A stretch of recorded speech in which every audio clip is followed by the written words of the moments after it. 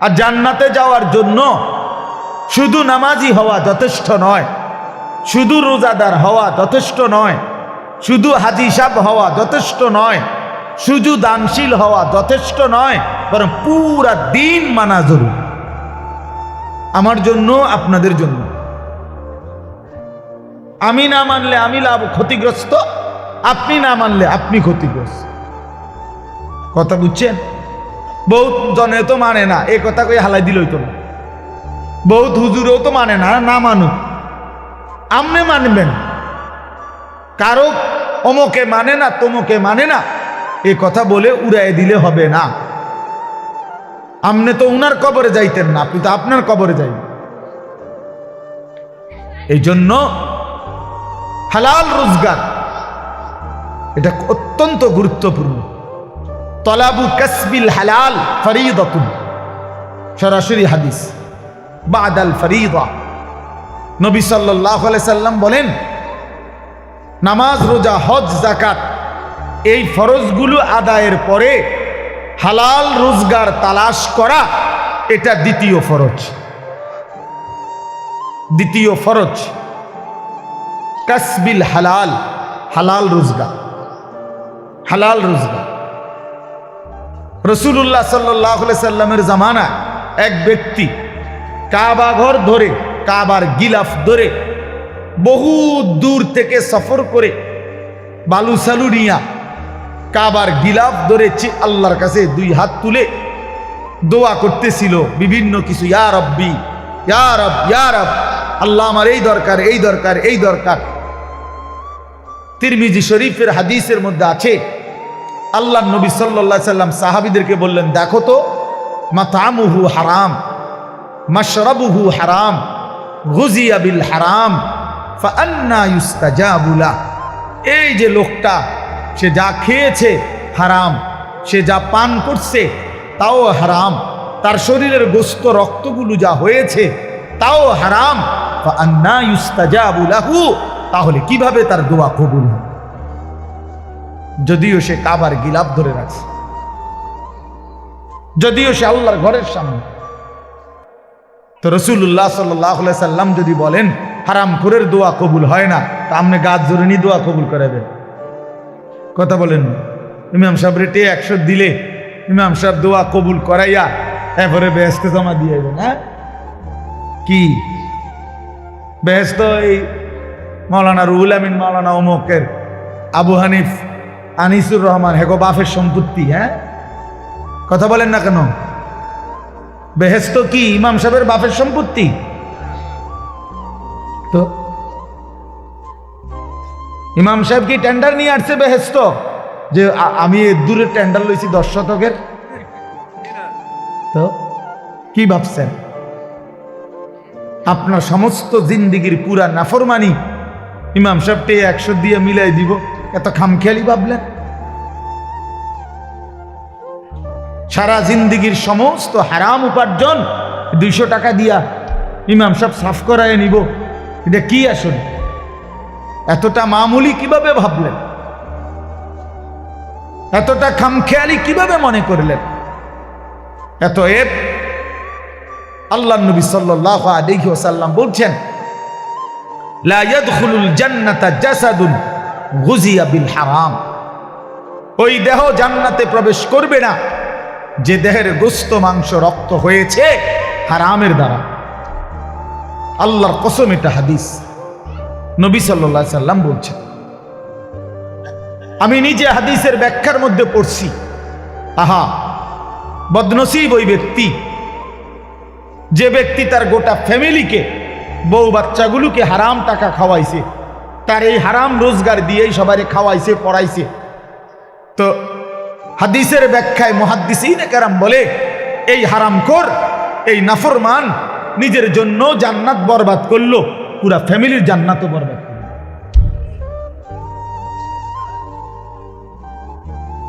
পুরা ফ্যামিলির জান্নাত বরবাদ করে দিল, সবার জান্নাত বরবাদ করে দিল। এই জন্য বাবা, আপনি যদি মনে করেন ইসলাম শুধু নামাজ না, ইসলামের গুরুত্বপূর্ণ ইবাদত নামাজ, কিন্তু ইসলাম শুধু নামাজ না। ইসলামের গুরুত্বপূর্ণ ইবাদত রোজা, কিন্তু ইসলাম শুধু রোজা না। ইসলামের অত্যন্ত গুরুত্বপূর্ণ ইবাদত হজ, কিন্তু ইসলাম শুধু হজ না, শুধু হজ না। ইসলাম পুরা দিন মানা। ইয়া আইয়ুহাল্লাযীনা আমানু দুখুলু ফিস সিলমি কাফা, পুরা দিনে প্রবেশ করো। আল্লাহ বলছে 100 এই জন্য আমি আপনাদের কাছে এই প্রথম কথা এটা বললাম, কেউ আমিও আপনিও নিয়ত করেন কাউকে ঠকাবেন না, বলেন ইনশাআল্লাহ। এটা অনেক বড় জঘন্য, অনেক বড় নিকৃষ্ট মানসিকতা, নিকৃষ্ট মানসিকতা। এবার আসেন এই আয়াতের এই শব্দের আরেকটু ব্যাখ্যা, সেটা হলো তাতফিফ, মানে বান্দার হক আল্লাহর হক কোনো কিছুতেই কমতি না করা, ঘাটতি না করা, এটা তাফসীর আছে। আল্লাহর যত হক আমার কাছে তা পূর্ণ আদায় করা, ঘাটতি করলে, কমতি করলে, ত্রুটি করলে এটা তাতফিফ, এটা তাতফিফ, ওই ব্যক্তির জন্য জাহান্নাম। বান্দার হক যেটা, সেখানেও যদি কেউ ঘাটতি করে, কমতি করে, ত্রুটি করে, ধোঁকা দেয়, না দেয়, তো সেটাও তাতফিফ, ওই ব্যক্তির জন্য জাহান্নাম। আসেন আমি দুইটা উদাহরণ দেই। এক নাম্বার হলো নামাজ, আল্লাহর হক। কার হক? এই নামাজ যারা আদায় করে তাদের দায়িত্ব নামাজের মধ্যে এক সুতাও ঘাটতি না করে, তাইলে তাতফিফ হবে। হাদিসে আছে রুকু, সেজদা, ওযু, নামাজের নিয়ত, সানা, সূরা ফাতিহা, কোরআন শরীফের সূরা, তাসবিহ, আত্তাহিয়াতু, দুরূদ শরীফ, দোয়ায়ে মাসুরা, দোয়ায়ে কুনুত এবং ধীরস্থিরতা, কোনো কিছুর মধ্যে ত্রুটি না করা। ত্রুটি করলে তাতফিফ, ত্রুটি করলে আল্লাহর হকের মধ্যে ত্রুটি করলেন, আপনার জন্য জাহান্নাম। আপনি গ্রামের না শহরের, আপনি স্কুলের না কলেজের, আপনি মূর্খ না পাবলিক, আপনি কি গ্রামের সাধারণ মানুষ না অসাধারণ, এগুলো কোনো কথা না, এগুলো একটাও কোনো হিসাব না। আপনি মুসলমান কিনা সেটা বলেন। যদি বলেন হ্যাঁ আমি মুসলমান, তাহলে অবশ্যই অবশ্যই সূরা, কেরাত, দোয়া, কালাম, রুকু, সেজদা, নামাজ 100। যার সূরা অশুদ্ধ, যার দোয়া কালাম অশুদ্ধ, যার আলহামদুলিল্লাহ সূরা অশুদ্ধ, সে আল্লাহর হকের মধ্যে ত্রুটি করছে, তার নামাজ আদায় হয় না, জাহান্নাম তার জন্য অপেক্ষা করছে।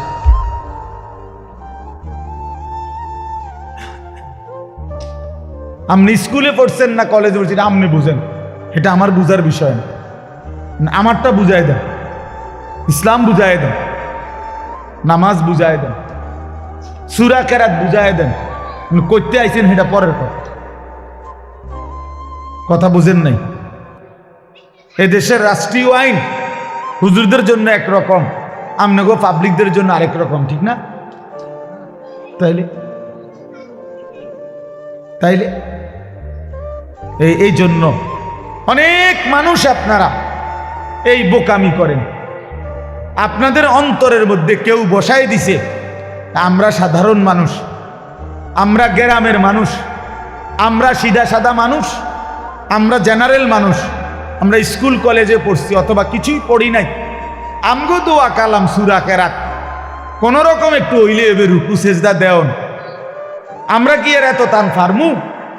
কাজে আমরারে এমনি বেহেস্ত দিতে হইব, আর হুজুররারে বেহেস্ত দিতে হইলে সূরা কেরাত, দোয়া কালাম 100 শুদ্ধ সঠিক বুঝা এরপরে হুজুরের বেহেস্ত দিতে হবে। কারণ আমগোর লাগে বেহেস্তটা কঠিন হয়ে গেছে, আমনের জন্য এটা সহজ হয়ে গেছে। এটা তো বেইনসাফি, আর আল্লাহ তো বেইনসাফি করতে পারে না। আমি যদি আল্লাহরে কই আল্লাহ আমি বেহেস্তে যাইতে হইলে 30 পারা কোরআন শরীফ আমার শুদ্ধকরণ লাগছে, আমি রুকু সেজদা ঠিক করন লাগছে, এবারটা বেহেস্তে যাইতে গিয়া এবার আর কিছুই ঠিক করন লাগে নাই, এমনি বেহেস্তে যাইতেছে গা। এটা কেমন ইনসাফ হলো?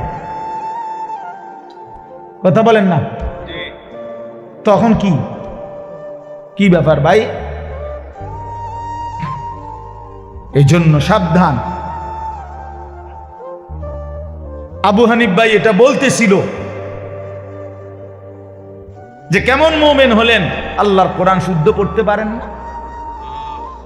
আমি তো বলি আল্লাহর কোরআন যে শুদ্ধ পড়তে পারে না ওই বেটা বোবা। কেন শুদ্ধ পারে না? যেহেতু সে বোবা। বাস্তব মূলত এ বেটা বোবা দেখা পারেন, কথা কইতে জানেন। বলে না আমি তো কত কথা শুনি না, এগুলো কথা না, এগুলো ছাড়াও দুনিয়া চলত। বাকি যত কথা বলে মানুষ, এগুলো না বললেও দুনিয়া ভোগ করা যাইতো। যার প্রমাণ বোবা নিজে। যারা বোবা মানুষ তারা ভাতও খায়, বোবা মানুষ পেশাব পায়খানাও করে, বোবা ঘুমও যায়, বোবা বিয়াও করে, বোবার বাচ্চাও হয়। মাত্র তাইলে হেঁটে কেমনে দুনিয়া ভোগ করে? কথা বলেন। তাহলে বুঝা গেল কথা না বলিয়েও দুনিয়া কি করা যায়। তো সারছে তো। তাইলে আর আমনে কথা কইয়া লাভ হইল কি? আপনারে জবান দিল কেন? তাইলে বাতের লাগে তো হেবেটা ভাত খায় কেমনে? আপনারে জবান দিল কি লেগে? হতনের লাগে তো হেইতে হতে কেমনে বলে? ওই অন্ধ লোক দুনিয়া ভোগ করে কিভাবে? ওই বধির লোক দুনিয়া ভোগ করে কিভাবে? এই জন্য বাপ আল্লাহর হক অনেক, এত রাত আমি সব বলা যাবে না, একটাই বলবো, নামাজ। রুকু দেন। আপনাদের অনেক বয়স্ক লোক আছেন, রুকু দিয়া মাথা একটু উঠাইয়া আরেকটা সেজদা জায়গা। বাটপার, এই বুড়া বাটপার, মনে রাখেন, 1 নম্বর বাটপার। এটা বাটপার,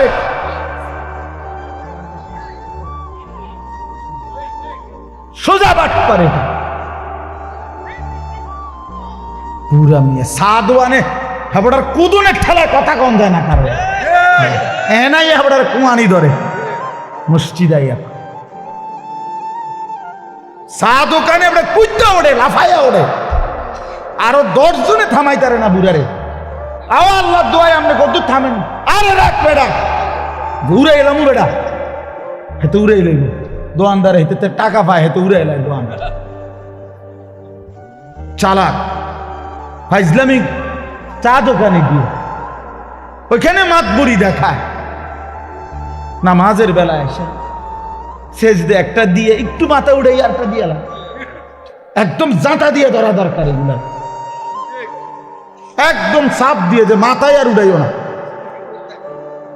মাথা যখন উড়াইতেই কষ্ট হয়, মাথায় আর উড়াইও না। এটা কি ধরনের নাম বলেন? এটা নামাজ হইল? এটা তাফসীর। তাফসীর আমি নিজে পড়ছি বাবা, আমি তো শক্ত বলি, বুঝার জন্য বলি। হযরত ওমর রাদিয়াল্লাহু তাআলা আনহু তাফসীরে মাআরিফুল কোরআনে আছে, আপনি এখন গিয়ে দেখেন। হযরত ওমর রাদিয়াল্লাহু তাআলা আনহু একদিন দেখছেন এক ব্যক্তিকে, সে রুকু এবং সেজদার মধ্যে ত্রুটি করছে। এর সাথে সাথে তাকে বললেন, লাকাদ তাফাফতা, হে আল্লাহর বান্দা, তুমি তাতফিফ করলা নামাজে। ওই যে এ ওয়াইলুল লিল মুতাফফিফিন, কমতি করলা আল্লাহর হক আদায়ে, তোমার জন্য জাহান্নাম। তোমার জন্য কি? জাহান্নাম। ইসলাম মস্কারি না। আপনারা অনেক মানুষ মনে করেন আও আল্লাহ ভরসা, মাইতো না চাই, যত কয় এত না, যত কয় এত না। হইতো লাগলে কদ্দুর বাড়াইও কয় হুজুররা। আচ্ছা বাড়াইয়ে কইলাম, ধরেন মনে করেন আমি যে দূর বাড়াইয়া কইছি তার অর্ধেক, তো অর্ধেক ফিডে লইতে পারবেন তো? কথা কন বোঝেন নাই? মনে যে তো কই এত না, ঠিক আছে, আচ্ছা অর্ধেক, তো অর্ধেক ফিডে লইতে পারবেন তো? তো তাইলে তো বলেন না, অর্ধেক লইতে আর বুঝি গান না। তো যত কয় অত না, মানে বাস্তবিক কথা এটাই ঠিক।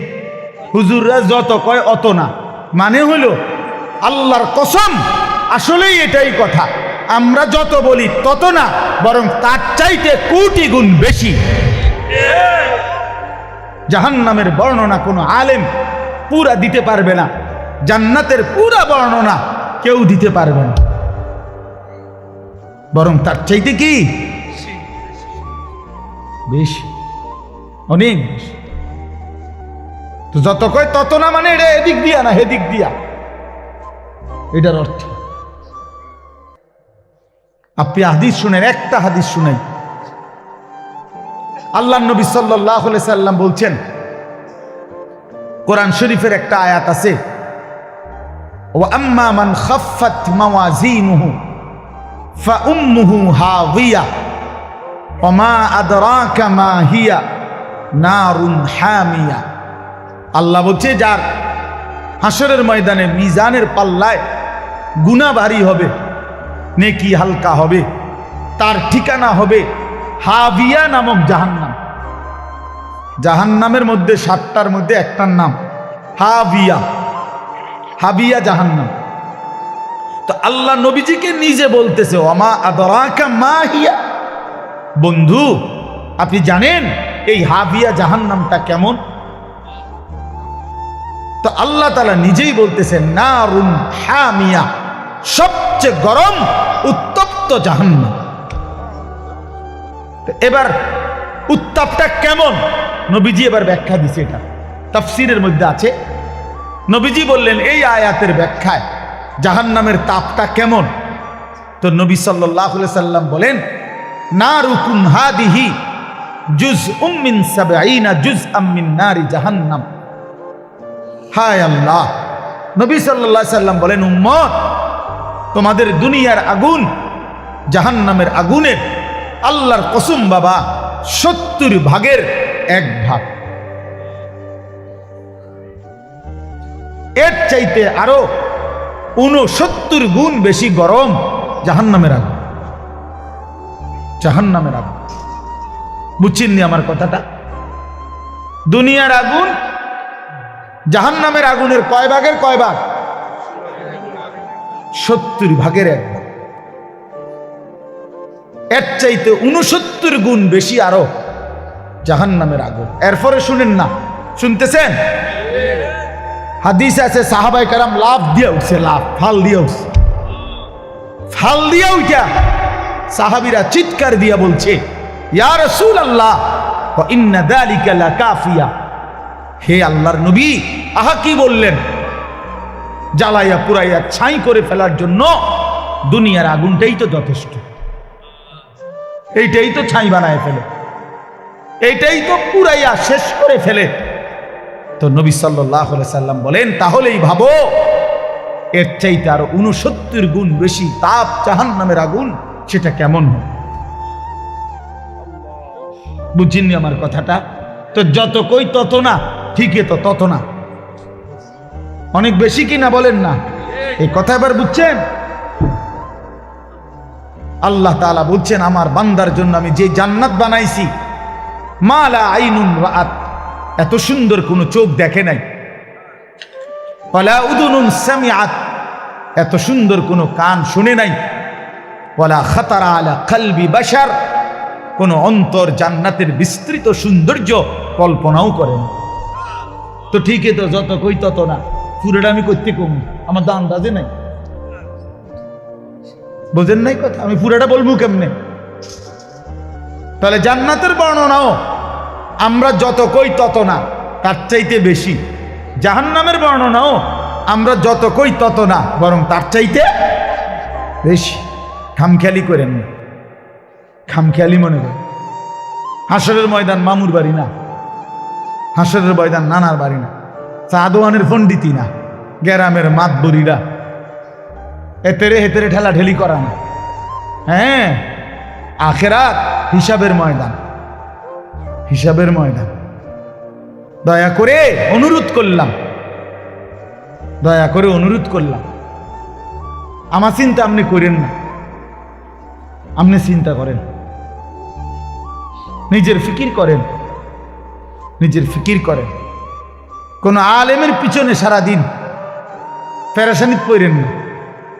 যাকে আল্লাহ ইলম দিছে তাকে আল্লাহ তাআলা দয়া করছে, নিজের ফিকির বানান। আহা আমার কি হবে, আমার কি হবে, আমার কি হবে। কোরআন শরীফে আছে, তাফসিরে শুনেন মিয়া, আল্লাহ তাআলা যেদিন এই আয়াত নাজিল করছে জাহান্নামের কথা বলতে গিয়ে, আল্লাহ তাআলা বলছে আচ্ছা এগুলা কি বাচ্চা, এগুলা আমি বুঝলাম না, এই অপদার্থ এগুলা কোত্থেকে আইল? বুঝের কোনো ছেলে নাই যে এই বাচ্চাগুলো থামানো যায়? আহা, মানে ওই খিচুড়ি খাওয়াইব, খিচুড়ি খাওয়াইব না, এই কিছু একটা খাওয়াইব, এই জন্যই কাবজা। এই রাতের 3টাও যদি বাজে, ভিতরেও বসবে না, কথাও শুনবে না, বাইতো যাইত না। আফসুসের ব্যাপার।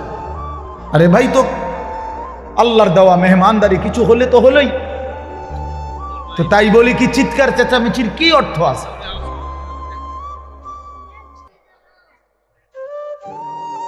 তো কি বলতেছিলাম? হ্যাঁ, মাশাআল্লাহ, আল্লাহ তাআলা যেদিন এই আয়াত নাজিল করছে, ওয়াকুদুহান নাস ওয়াল হিজারা, আমার কথা শুনেন বাবা, আল্লাহ বলছে হে নবী শুনেন, জাহান্নামের আগুন লাকড়ি হবে, মানুষ এবং পাথর। মানুষ ফেলবে, আগুন আরো উত্তাপ হবে, পাথর ফেলবে, আগুন আরো উতরাইবে। তো এই আয়াত যখন নাজিল হইছে, একজন সাহাবী ছিলেন বিখ্যাত, হযরত সালমান ফারসি রাদিয়াল্লাহু তাআলা আনহু, আপনারাও নাম শুনছেন।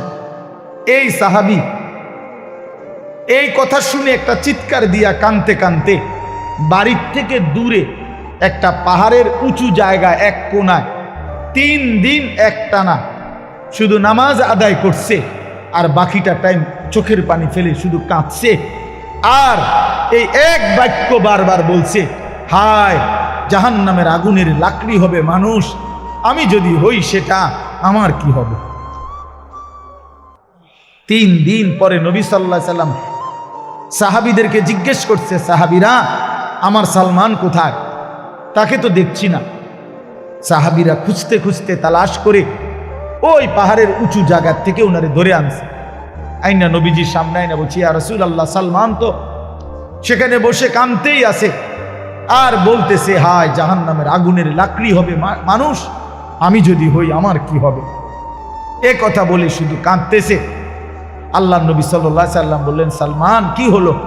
বলছি, ইয়া রাসূলুল্লাহ, এই আয়াতের ভয় আমার তো চোখের পানি বন্ধ হইতে দিচ্ছে না, আমার তো ভয় হচ্ছে, আমি তো থামতে পারতেছি না, আমি যদি জাহান্নামের লাকড়ি হই আমার কি হবে। আল্লাহর কসম, তখন নবী সাল্লাল্লাহু আলাইহি সাল্লাম বলছে, সালমান আমি রাসূল সাক্ষ্য দিলাম জান্নাত তোমার অপেক্ষা করছে, জান্নাত তোমার অপেক্ষা করছে, তুমি থামো। তো তিনি কান্না থামাইছে। আপনি আমি মস্কারি মনে করেন, আপনি মস্কারি আর কি মনে করেন? বিড়ি খাইতে খাইতে কথা কয়, বিড়ি খাইতে খাইতে কথা, মানে কথা যে বলে মনে হয় যেন কোনো পাত্তাই নাই, পরোয়াই নাই। বুঝেন নাই কথা? কি মনে করছেন আখেরা, পরকাল, হাসরের ময়দান? আল্লাহ আমাদেরকে বুঝ দান করেন। চলেন তাইলে আল্লাহর হক আমি এক রাতে তো সব বলা যাবে না, কিন্তু এটা বুঝাইতে চাইছি, নামাজ, রুকু, সেজদা, নিয়ত, সানা, সূরা ফাতিহা, অন্য সূরা মিলানো, তাশাহুদ, দুরুদ শরীফ, দোয়ায়ে মাসুরা, দোয়ায়ে কুনুত, সব কিছু 100 সঠিক হইতে হবে, শুদ্ধ হইতে হবে, শতভাগ। কোনো রকম হইলে হবে না। ইসলামে কোনো রকম কিছু নাই, একেবারে একটা বস্তু কোন রকম বলতে ইসলামে কি, সেটা কি? কোন রকম কোনো কিছু নাই, কোন রকম হলে হবে না। কাফাতান, পূর্ণ হইতে হবে, পূর্ণ হইতে হবে, পূর্ণ হইতে হবে। এই জন্য একটা জিনিস জরুরি, যদি মনে থাকে মনে রাখবেন, যেই কোনো নেক আমল আল্লাহর কাছে কবুল হওয়ার জন্য দুই জিনিস বাধ্যতামূলক, জরুরি, লাজেম। এক, ওই আমলটি বিশুদ্ধ হওয়া, নবী সাল্লাল্লাহু আলাইহি সাল্লামের হুবহু তরিকা মতো হওয়া, এটাই বিশুদ্ধতার মাপকাঠি। আর দুই নাম্বার, আল্লাহর জন্য হওয়া। প্রথম হলো নবী সাল্লাল্লাহু আলাইহি সাল্লামের শতভাগ তরিকা মতো হওয়া, দুই নাম্বার আল্লাহর জন্য হওয়া। তাহলে সেটা আসমানে পৌঁছবে, আল্লাহর কাছে কবুল হবে। এজন্য নামাজ তো পড়লেন আল্লাহর জন্যই, কিন্তু পড়লেন তো ভুল, অশুদ্ধ, তো হবে না, লাভ হবে না। পড়লেন তো শুদ্ধ, কিন্তু মানুষের দেখানোর লাগিয়া, আল্লাহর জন্য না, তাইলেও হবে না। দুইটা একসাথে হইতে হবে, বিশুদ্ধ হওয়া, আল্লাহর জন্য হওয়া। কোন কি কইছি কোন? আল্লাহর জন্য বিশুদ্ধ হওয়া, আল্লাহর জন্য। বিশুদ্ধ হবে কিভাবে? রাসূলুল্লাহ সাল্লাল্লাহু আলাইহি সাল্লামের হুবহু তরিকা মতো, তরিকা মতো। এই জন্য আপনাদের কাছে অনুরোধ, এই আয়া সূরা থেকে আমি বললাম তাতফিফ, এটা গুরুত্বপূর্ণ বিষয়। হয় ইমাম মালিক রাহমাতুল্লাহ আলাইহি বলছেন, লিকুল্লি শাইইন ওয়াফাউন ওয়া তাতফিফুন, প্রত্যেক বিষয়ের একটা আছে পূর্ণ আর একটা আছে ঘাটতি, কমতি। ইসলামের মধ্যে কোনো আমল যেন ঘাটতি না হয়, পূর্ণ হইতে হবে, পূর্ণ হইতে হবে। আল্লাহ আমাদেরকে তৌফিক দান করেন। দ্বিতীয় কথা হইল বান্দার হক, এটার মধ্যেও কমতি না করা, ঘাটতি না করা। এখানে আমি শুধু একটা উদাহরণ বলি, সেটা হলো আপনজনের হক, আপনজনের হক বঞ্চিত না করা, ঘাটতি না করা। তাইলে ওই লোক জালেম, ওই লোকের জন্য জাহান্নাম। যারা আপন বোনের সম্পদ দেন নাই, আপনার জন্য জাহান্নাম। যারা আপন ফুফুর সম্পদ দেন নাই, আপনার জন্য জাহান্নাম। যারা আপন ভাইয়ের সম্পদ দেয় নাই, তাদের জন্য জাহান্নাম। যারা আপন স্ত্রীর মোহর আদায় করেন নাই, তাদের জন্য জাহান্নাম অপেক্ষা করছে। বান্দার হক এগুলো। কার হক? বান্দা। আরো আছে, একটাই বললাম, বান্দার হক কমতি করা যাবে না, কমতি করা যাবে না। আপন বোন বাবার মৃত্যুর পরে ঠিক যা পায় তা পুরো দিতে হবে, শরীয়ত যেভাবে বলছে। এনে নয়শয় করার, বাটপারি সিটারি করার কোনো সুযোগ নেই। আপন স্ত্রীর মোহর আদায় না করার কোনো সুযোগ নেই। আপন ভাইয়ের, বোনের, ফুফুর ইত্যাদি সম্পদ নয়শয় করার কোনো অধিকার নেই। ওই লোক জালেম, ওই লোক একেবারে নিকৃষ্ট, একদম নিকৃষ্ট, একদম পচা মানুষ, একেবারে শ্রেষ্ঠ জালেম, যে আপন জনের হক নষ্ট করে, আপন জনের হক নষ্ট। আপন বোন সম্পত্তি চাইছে, বাবার পৈতৃক ওয়ারিস সম্পত্তি, নিবাগা বইন বাগিনা, আর আইতা না, আর আইতা না, আর খাইতা না আমগো ভাই, একবারে বুঝ করে নিগেবা নাকি? সারা জীবন বড় করলাম, ভাই হিসাবে আদর করলাম, বিয়ে শাদি দিলাম, অনার বাইছিল না, জালেম। এই ডাকাত কি কইল? বেটা তো বোনের ব্যাপার বল, তো বেটা ডাকাত, তুমি এটা কি বললা? এটা সে বুঝাইতে চাইল যে এই গ্রামের যেই কোনো মানুষ আমার বাড়িতে ভাত খাইতে হইলে খাইতে পারবে এমনি, কিন্তু আপন বোন আর বাগিনা তারা যদি আমার বাড়ির দুগা ভাত খাইতে হয়, জমি দিয়া খাইতে হইবে। কথা বোঝেন নাই? জমি নিতে না তোমরা, তোমরা না আইবা পরে ভাত খাইবা? কত বড় নিকৃষ্ট জালেম বেটা! তোর গ্রামের কত মানুষ তোর ঘরে খায়, কই তারা তোর জমি দিয়ে খাইছে, তো তুমি আপন বোনের বেলা এটা কইলা কেন? আপন বোনের বেলায় এটা বললা কেন? আপন বোনের হক দিলা না কেন? কার জন্য আটকাইলা? ওই ছেলে মেয়ের জন্য? ওরা তোমারে মনে রাখবে? এই সম্পত্তি তোমার থাকবে তো কি বাবা, কি ফায়দা হইল? বলেন বলেন। এক বিগত জায়গা ছেড়ে দিলে আপন ভাইয়ের বাড়ির রাস্তাটা হয়ে যায় না? দিত না? এই গাছ কান কাটতে লাইলে এনদের রাস্তাটা আইসা পড়ে না? দিত না? কেন? অসুবিধা কি? মনে করেন আমনে রে, সে তো আমার ভাই, আল্লাহর জন্য দুনিয়া একটু ছেড়ে দিলে কি হয়? দুনিয়া এমনি ছাড়তে হবে না? কথা বলেন না কেন? আপনিও থাকবেন না, দুনিয়াও থাকবে না। এটা সত্য কিনা বলেন? একদিন আমিও থাকবো না, একদিন এই পৃথিবীও থাকবে না। কাল্লা ইদা দুক্কাতিল আরদু দাক্কান দাক্কা। আল্লাহ বলে, সাবধান বান্দা, মনে রেখো আমি কিন্তু এই জমিন পাথরের মতো চূর্ণ বিচূর্ণ করে ফেলব, পাউডার বানায় ফেলব।